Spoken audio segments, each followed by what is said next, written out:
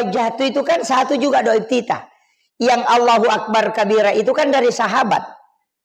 Nabi sudah sholat, tapi ada sahabat terlambat, langsung baca itu. Kemudian nanti selesai salam, baru Nabi mengatakan manil qail. Siapa tadi yang bilang ini? Dia mengatakan saya Rasulullah. Nabi mengatakan saya melihat malaikat berlomba.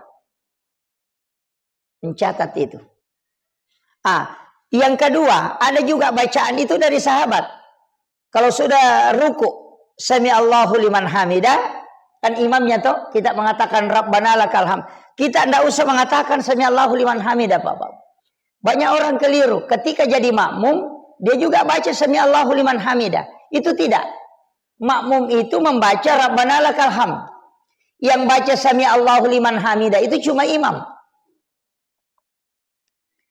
Jadi kita yang makmum langsung baca Rabbana lakal hamd. Itu ada dua. Rabbana lakal hamdu hamdan katsiran mubarakatan thayyibah. Ada Rabbana lakal hamdu hamdan katsiran mubarakatan. Rabbana lakal hamdu mil'us samawati wal ardi ma syi'ta min syai'in ba'du. Yang mana kita pakai? Iya.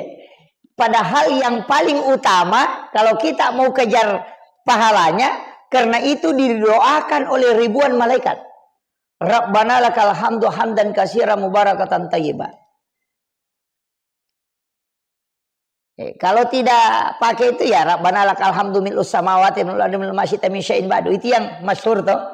Makanya bacaan salat itu ada beberapa.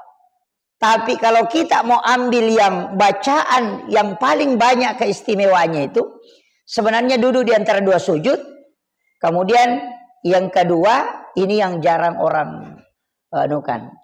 At-tahiyyatul mubarakatus sholawatut thayyibatu lillah. Singgah di situ.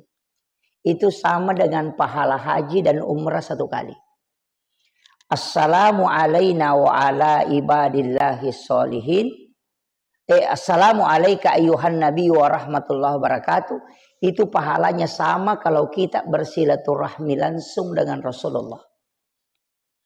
Kemudian assalamu alayna wa ala ibadillahi sholihin.